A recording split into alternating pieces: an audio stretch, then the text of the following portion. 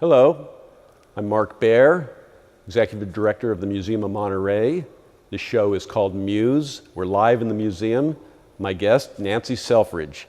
And today, out in the harbor, the tall ships are here. And it's pretty cool. So let's talk about the tall ships. Okay.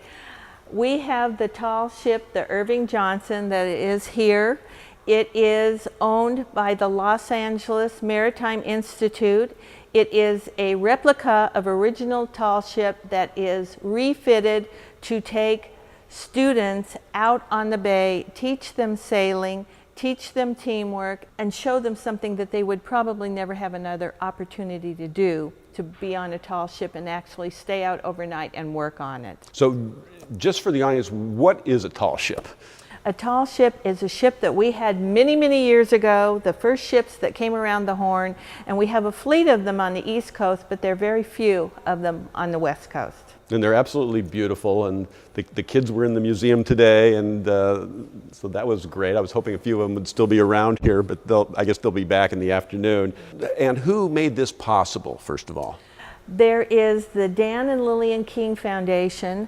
That is a foundation that teaches students, any age students, but it specializes with middle school on the Constitution.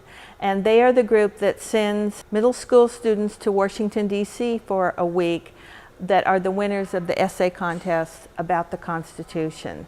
They've been in existence 3 years now, and this is the third year they've gone to Washington, D.C. It's very exciting, but they figured to expand their program and bring more kids aboard. What did we need to do? By doing the program here at the museum, Revolution to Constitution, we were able to tie this all together with the tall ship and make it work for all of us. How are the kids responding? They love it. They are just thrilled.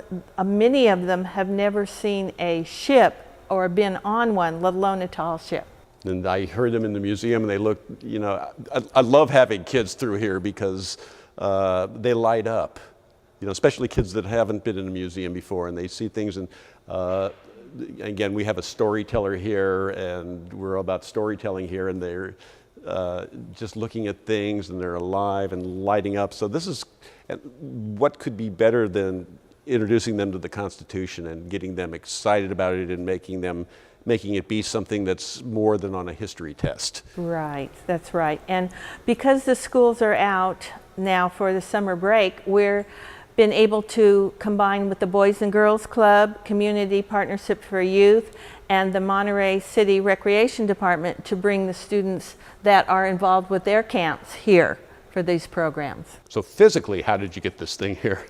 Physically, it took them 60 hours. They had very rough seas, but they knew that that might happen. They allowed enough time. The crew is on board for the whole duration. When they get back to Los Angeles, a few of them will trade, and they'll immediately go out for another sail with different groups. Wow. We were not able to take the kids out sailing this time, but we hope that we will be able to, at some point, to actually go out for sails. So they're really, this is a great way of teaching the Constitution, a great way of getting people out in the sea and have a feeling of history.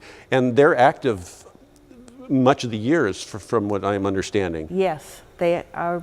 This was the time that they had open, so we were able to squeeze into this spot for our pilot program. So this is pilot, meaning we'd like to do it again.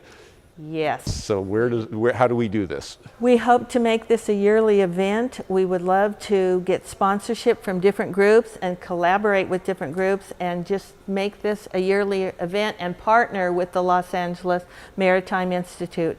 Our maritime fishing industry and our boating and the cruise ships coming in here are a huge part of the history of Monterey, and we would like to tie that in with what the tall ships are doing in Los Angeles. This would be a nice moment for an ask. So if you're going to ask somebody in the local community, how do they get a hold of you to get behind this? For this is an ask, I'm going to give them my cell phone number.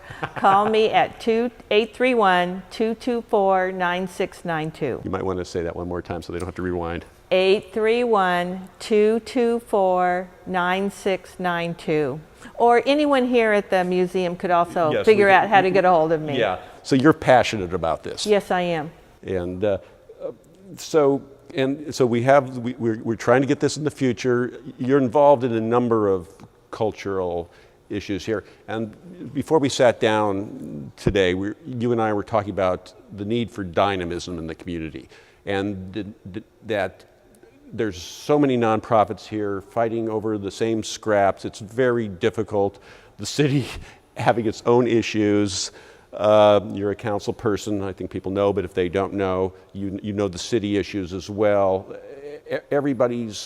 But we also live in this amazing place where our human capital in particular is a big resource. It's not only a beautiful place we live, but it's a special place, and a place people from all over the world come by choice, and it is also a major educational hub with MUSE, with Naval Postgraduate School in this small area. So we have this great thing going on, and as you know, you're in the center of the cultural community trying to get people to work together to create dynamism. And what are some of your impressions about that over time, and what are you trying to make happen? Well, in the past, we've all worked on our separate agendas, and what we're finding now is we have to collaborate more. We have to work together. The nonprofits have to get together on certain projects, and we are going after the same pot of money in the community. This community was built on history and culture, and we have amazing human capital, like you say, amazing artwork here. We don't always take advantage of it. So we need to make sure with our adobes, people know about them. We need to have them open. And we need to work together to have this happen and really show off what Monterey has. And when you come here, so I think people don't realize that there's so many opportunities to get involved in a museum. Lee Rosen just here saying, come and be a volunteer at the symphony. The art museum, come be a volunteer at the art museum. Boys and Girls Club, you know, Donna can use you. These are great things, and it's kind of part of the life here. This is kind of what people do here, is they do get involved. They do. People are very good about volunteering. We have an amazing number of volunteers from this community, and they all take advantage of everything that's out there. But we need to get that word out to our tourists and our people that even live close by on the peninsula that don't know everything that Monterey is doing, and say, come on down and have fun with us. We have it all here. Let's take advantage of it. And then just going back to this mindset we were talking about of the cooperative model versus the competitive model. The museums have to work together. All these institutions do have to figure, you know, again, easier said than done, because there's always the human issue of these things. But we do, at the end of the day, joining forces makes us, you know, more vibrant. Yes, it does. And I think we're all working on that, and we've all realized that we have to collaborate and work together. And you're right, figuring out how to do it. But if we start small on smaller projects, then we can work our way up to big things. Yeah. And then you've been watching the city change and grow and develop over the years. And what's the most exciting stuff going on now? We're working around our problems, which I think is great. And we're addressing them head on. And we are realizing, especially with our fishing industry, it is coming back to Monterey. The fish are here, the squid are here, the history is here, the culture is here. Let's take advantage and let's show this off. People from Fresno have no idea sometimes what the ocean is. We're so used to it because we have it every day. We forget what a major attraction we have here, and we forget that other people don't get to see this like we do. So it's time to show what we have here off.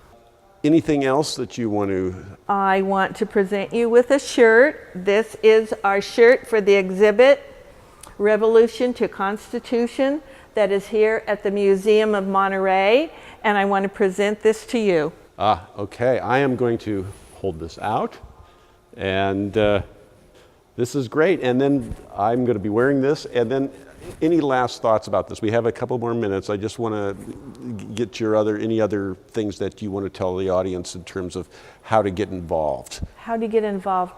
Any museum, any of the Adobes, Colton Hall Museum, anywhere that is open, go in, call the City of Monterey, say, I want to be a volunteer, and we will put you to work. So we were talking about institutions and everybody working together, and we were talking about our great schools and educational institutions here. But one of the things that I've found, and I know you have as well, is ways of working with students to also be involved in the community.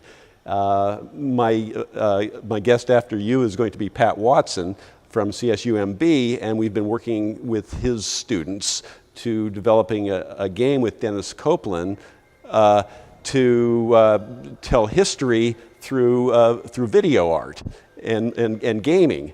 And so that's just one idea, and I know that you were a teacher at some point, and just, we should do this more. I mean, that's my impression.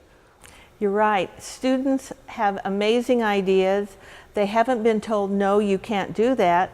Everything is fresh to them. They're looking at it with new eyes, and the city is learning that we can use these students as interns and give them a project that is real, rather than a made-up assignment that won't be used anywhere, but a real assignment that they can actually know will have some value when they're finished to it, and the city will use it, has been very exciting for us to do. So teachers, if you have kids with ideas, send them to the city. Think big, dream big, think big.